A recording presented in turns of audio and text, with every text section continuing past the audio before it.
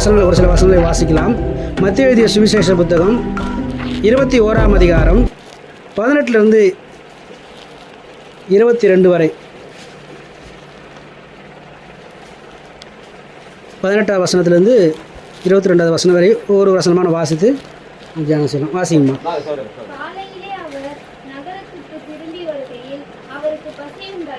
போதும்.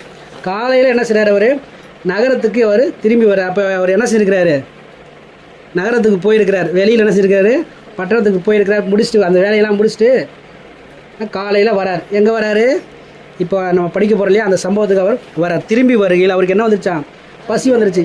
பசி வர அளவுக்கு என்ன செஞ்சுருக்கிறார்? அவர் ஒரு வேலையை முடிச்சுட்டு வந்துருக்கிறார். யாருன்னா அது ஆண்டவராகிய இயேசு கிறிஸ்து. இயேசு கிறிஸ்து என்ன செய்கிறார்? இப்போ அந்த நகரத்துலேருந்து அந்த வேலையை முடிச்சுட்டு அப்படி வரும்பொழுது அவர் ரொம்ப பசியாயிருச்சு.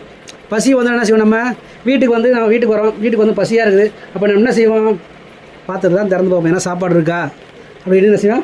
எல்லாத்தையும் உருட்டிக்கிட்டி பார்ப்போம். சின்ன பிள்ளைங்க என்ன செய்வாங்க? அது போல் செய்வோம். நானும் அப்படி தான் செஞ்சுருக்கிறேன் எங்கள் வீட்டில். இப்போ சாப்பாடு நேரத்தில் சாப்பாடு கிடைக்கலாம், அவங்களுக்கு கோபம் வந்துடும். என்ன வந்துடும்? கோபம் வந்துடும். கோபம் வந்தால் யாருக்கு நஷ்டம்? அவங்களுக்கு தான் நஷ்டம். நம்ம அந்த நேரத்தில் என்ன செய்யணும்? பொறுமையாக இருக்கு. இப்போ ஆண்டவருக்கு என்ன வந்துருச்சு? பசி வந்துருச்சு. ஆண்டவர் இயேசு கிறிஸ்துக்கு பசி வந்துருச்சு. பசி வந்துட்டு என்ன செய்கிறாராம்? அடுத்த வசனம் 19.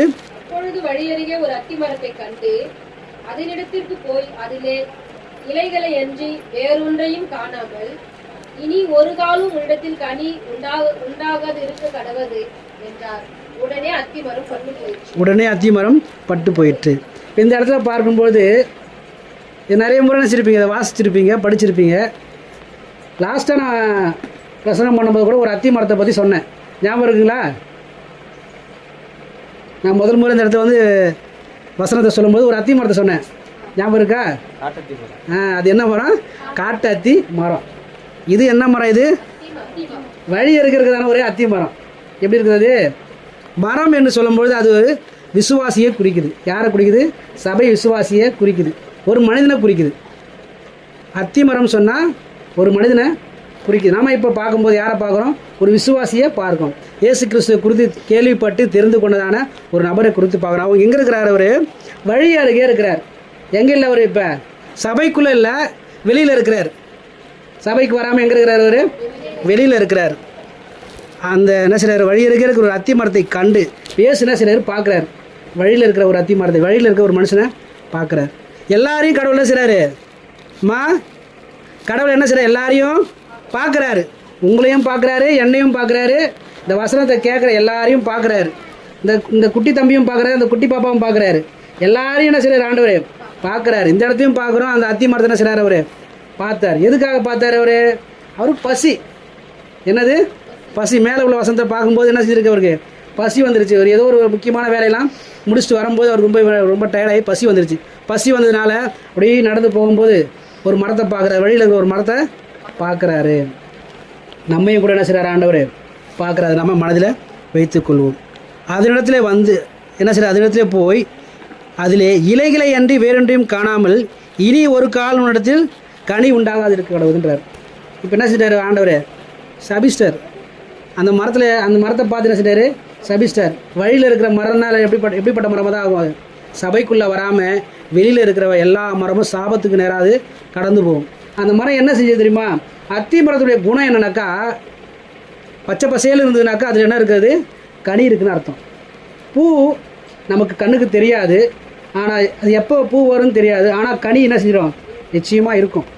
எல்லா அத்தி மரத்துலேயும் கனி இருக்கும். இலை பச்சை பசையில் இருக்குன்னு சொன்னால், நம்ம கூட ஒரு சில மரத்தை பார்க்கும்போது நல்லா பச்சையாக இருக்குனாக்கா உள்ளே ஏதோ கனி இருக்குது அப்படின்னு நினைப்போம் இல்லையா?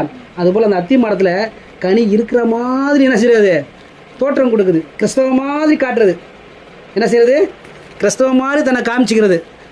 வெள்ளை ட்ரெஸ்ஸு போட்டு, இப்போ என்ன வெள்ளை கலர் ட்ரெஸ் போட்டு இப்படி வந்தால் எப்படி இருக்கும்? கிறிஸ்தவ மாதிரி தெரியுதா? அதே போல் காமிச்சிக்கிட்டு, ஆனால் உள்ளே ஒரு கனி இல்லைனாக்கா ஆண்டவர் என்ன செஞ்சிருவார்? சபிச்சிருவார். அன்பு, சமாதானம், சந்தோஷம், நீடிய பொறுமை, தயவு, அந்த ஆவியின் கனிகள் 9 கனி இருக்கு இல்லையா? அதெல்லாம் உள்ளே இருக்கணும். உள்ளே இருந்தால் தான் வெளியில் தெரியும். ஒரு பழமொழி சொல்லுவாங்க, அகத்தின் அழகு முகத்தில் தெரியணும். உள்ளே அகப்பையில் இருந்தால் தான் என்ன செய்யும்? வெளியில் தெரியும். உள்ளே சட்டியில் இருந்தால் தான் வெளியில் சாப்பாடு தெரியும். இல்லாமல் சும்மாவே இருந்ததுன்னா தெரியாது. போல் இந்த அத்தி மரத்தில் மாய்மாலம் பண்ணிடுச்சு. அந்த அத்தி மரம் என்ன பண்ணிச்சு? மாய்மாலம் நடித்து காட்டுது. நானும் யார் தான்? நானும் கிறிஸ்டின் தான். என் பேரும் கிறிஸ்தவ பேர் தான். நானும் என்ன செய்வேன்? ஞாயிற்றுக்கிழமைனா சர்ச்சுக்கு போவேன். நானும் ஏதாவது போகிற வழியில் சர்ச்சு பார்த்தா என்ன செய்வேன்? இப்படி கையை போட்டுட்டு போவேன். யாராவது கிறிஸ்தவனை பார்த்தா அல்லேலூயா சொல்லுவேன். சர்ச்சுக்கு வந்து கூட என்ன செய்வேன்? நான் ஜெபம் பண்ணுவேன், பாட்டு பாடுவேன், சோத்திரம்லாம் சொல்லுவேன். ஆனால் உள்ளே என்ன இல்லை? கனி இல்லை. உள்ள கனி இல்லை. அது எங்கே இருக்கிற அத்தி மரம்? அது வழியில் இருக்கிற அத்தி மரம். சபையில் நிலைச்சிருந்தால் அவங்க என்ன செய்வாங்க? கனி தருவாங்க. ஆனால் சபையில் நிலைச்சு இல்லாமல் வழியில் இருந்தால் அவங்க கனி தர மாட்டாங்க. அவங்க என்ன செய்வாங்க? சாபத்துக்கு நேராக போவாங்க. அத்தி மரம் வந்து மாதம் கனி தரும். அத்தி மரம் என்ன செய்யும்? மாதம் கனி தரும். சீசன்லாம் கிடையாது அதுக்கு. எல்லா கனிக்கும் சீசன் இருக்குது. வாழை மரத்துக்கு சீசன் இருக்கா? அது என்ன செய்யும்? வச்சு கொஞ்ச நாளில் கனி கொடுத்துரும். அதுக்கு ஒரு பருவம் வந்தோடனே. அதே போல் அத்தி மரம் மாதம் என்ன செய்யும்?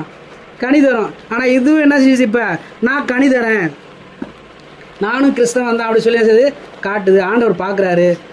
இதுக்கிட்டே இருக்குது போல், கனி இருக்கு. கிட்ட வந்து பார்க்குறாரு, ஒன்றும் இல்லை. வெளியில் தூரத்துலேருந்து பார்க்கும்போது கிறிஸ்தவ மாதிரி காட்டுது. உள்ளே வந்தால் ஒன்றும் இல்லை. ஒரு சில புளிய மரத்துலேருந்து ஒரு சொலை கீழே விடும். போய் பார்க்குறது எப்படி இருக்கும்? நல்லா முழுசாக இருக்கும். உடச்சி பார்த்தா என்ன இருக்குது? உள்ளே ஒன்றுமே இருக்குது. அதுபோல் சில கிறிஸ்தவங்க என்ன செய்கிறாங்க? இருக்கு. நாம் அப்படி ஒரு நாள் என்ன செஞ்சக்கூடாது? போயிடக்கூடாது. வழியறையே இருக்கிற அத்தி மரத்தை போல் நாம் இல்லாமல் எங்கே இருக்கணும்? தோட்டத்துக்குள்ளார, சபைக்குள்ளார இருக்கணும். சபையில் நாம் தொடர்ந்து இருந்தோம்னா தான் நாம் கனி தர முடியும். சபையில் இருந்தால் தான் தோட்டக்காரன் என்ன செய்வான்? தண்ணி ஊற்றுவான். ரோட்டில் இருந்தால் யாராவது தண்ணி ஊற்றுவாங்களா? யாராவது பராமரிப்பாங்களா? ஆடு மாடுலாம் வந்து மேயும். கண்ட வேலைக்கு தான் செய்வாங்க, யூஸ் பண்ணுவாங்க. ஆனால் தோட்டத்துக்குள்ளே இருந்தால் தோட்டக்காரன் என்ன செய்வான்? அதுக்கு தேவையான தண்ணீர் பாய்ச்சுவான். அதுக்கு தேவையான ஆகாரத்தெலாம் கொடுப்பான். உரம்லாம் போட்டு என்ன செய்வான்? நல்லா செழிப்பாக வச்சுருப்பான். சுற்றிலும் கல் முள்ளுலாம் இருக்குன்னு அதை எடுத்து போட்டு நல்லா அதை பண்படுத்தி வைப்பான் தோட்டக்காரன். யார் தோட்டக்காரன்? எந்த சபைக்கு போகிறீங்களோ அந்த சபை நடத்துகிற மேய்ப்பர் தான் யார்? தோட்டக்காரர். அவர் என்ன செய்வார்? ஒவ்வொரு அத்தி மரத்தையும் பார்த்து அதுக்கு என்ன செய்வார்? அவர் சுத்தம் செஞ்சு அதுக்கு தேவையான தண்ணீர்லாம் கொடுப்பார். என்ன தண்ணி அது? ஜீவ தண்ணீர். இதுதான் அந்த ஜீவ தண்ணீர். வேத வசனம் தான் ஜீவ தண்ணீர். இந்த ஜீவ தண்ணீர் தான் என்ன செய்யும்? நல்லா ஆரோக்கியமாக வளருது, கனி கொடுக்க அது உதவியாக இருக்கும். அது தோட்டக்காரன் செய்வான். தோட்டத்துக்குள்ளே இருந்தால். ரோட்டில் இருந்தால், வழி இருக்க இருந்தால் ஒன்றும் கிடையாது. ஆண்டவரும் சபிச்சிருவார். உள்ளே இருக்கிறதே சிலது என்ன செய்யுது? கனி தர மாட்டேது. 3 வருஷம் வெயிட் பண்ணி பார்த்தாங்களாம் ஒரு மரத்துக்கு, அத்தி மரத்துக்கு. கனி தரலையா? ஆண்டவர் கேட்குறாராம், இந்த மரம் என்ன செய்யுது? 3 வருஷமாக ஒன்றும் தரலை, இது கனி தரல. அதனால் இந்த மரத்தை நீ வெட்டி போட்டுரு அப்படி சொல்லி ஆண்டவர் சொல்கிறாராம். அந்த தோட்டக்காரர் சொல்கிறான், ஐயோ ஆண்டவரே வேண்டாம், இன்னும் 1 வருஷம் டைம் கொடுங்க, எனக்கு இன்னும் 1 வருஷம் டைம் கொடுங்க. நான் திரும்ப அதுக்கான வேலையெல்லாம் செஞ்சு அதை பராமரிக்கிறேன். இந்த வருஷம் அது கனி தரும். ஆண்டவர் பார்ப்பார். இல்லைன்னா அது சபிச்சிருவார், இல்லைன்னா அதை அழிச்சிருவார். ஆனால் தோட்டக்காரன் தான் பரதாபப்படுவான். நான் பார்த்து பரதாபப்படலாம், ஆண்டவர் பரதாபப்பட மாட்டார். தோட்டத்துக்குள்ளே இருந்தால் காப்பாற்றப்படுவோம். தோட்டத்துக்கு வெளியில் இருந்தால், வழி அருகே இருந்தால் நம்மளால் ஒரு பிரயோஜனமும் கிடையாது. நம்ம என்ன செய்யலாம்? நடிக்கலாம். நானும் சர்ச்சுக்கு போகிறேன், நானும் பைபிள் படிக்கிறேன் சொல்லி செய்யலாம். ஆனால் கடவுள் நிச்சயமாக அவனை சபிப்பார். அடுத்து அந்த வசனத்தில் 20வது வசனம் வாசிக்கலாம். ஷீஷ்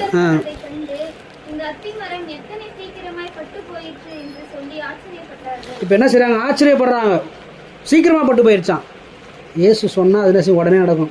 அவர் காலையில் என்ன செஞ்சார்? அவர் சபிச்சார். காலையில் போகும்போது பசியோடு பார்த்தாரு. அதுக்கிட்ட என்ன இல்லை? ஒரு பிரயோஜனமும் இல்லை. ஒரு சிலர் இருக்கிறாங்க, சபைக்கு என்ன செய்வாங்க? வந்து நான் தான் முக்கியமான ஆள், நான் தான் இதை செய்கிறேன் அதை செய்கிறேன்னு சொல்லுவாங்க. ஆனால் ஒன்றும் செய்ய மாட்டாங்க. சத்தம் கொஞ்சம் அதிகமாக இருக்கும்.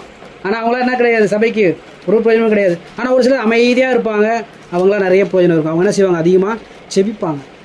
பேசாதிருந்தால் மூடனும் ஞானி என்னப்படுவான்னு வசனம் இருக்குது. அமைதியாக இருந்தால் அவன் யார்? அவன் ஞானி மாதிரி இருப்பான். சில வேலை என்ன செய்வாங்க? சிலர் கத்திக்கிட்டே இருப்பாங்க, சத்தம் போட்டுக்கிட்டே இருப்பாங்க, ஒரு பிரயோஜனமாக இருக்காது. ஆனால் ஒரு சில அமைதியாக சைலண்ட்டாக இருந்து காரியத்தை என்ன செய்வாங்க? அவங்க சாதிச்சிருவாங்க.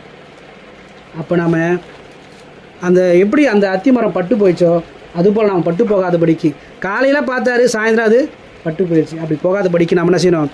காப்பாற்றப்படணும்னு சொன்னாக்கா நம்ம எங்கே இருக்கணும்? சபைக்குள்ளார இருக்கணும், ஆலயத்துக்குள்ளாக இருக்கணும். ஆலயத்துக்கு டைம் எத்தனை மணி சொல்கிறாங்கன்னா அத்தனை மணிக்கு வந்துடணும். அதுதான் ஒழுங்கு. 9 மணி சொன்னால் 9 மணிக்கு வரணும், 7 மணி சொன்னால் 7 மணிக்கு வரணும், 5 மணி சொன்னால் 5 மணிக்கு வரணும். அது கொஞ்சம் லேட்டாக வந்தோம்னாக்கா அது ஒழுங்கல். அது யார்? அது வழி அருகே இருக்கிறதான ஒரு அத்தி மரம் தான். அது நினச்ச நேரத்துக்கு போவோம், நினச்ச நேரத்துக்கு வரும். ஒரு நாம் அப்படி இருக்கக்கூடாது.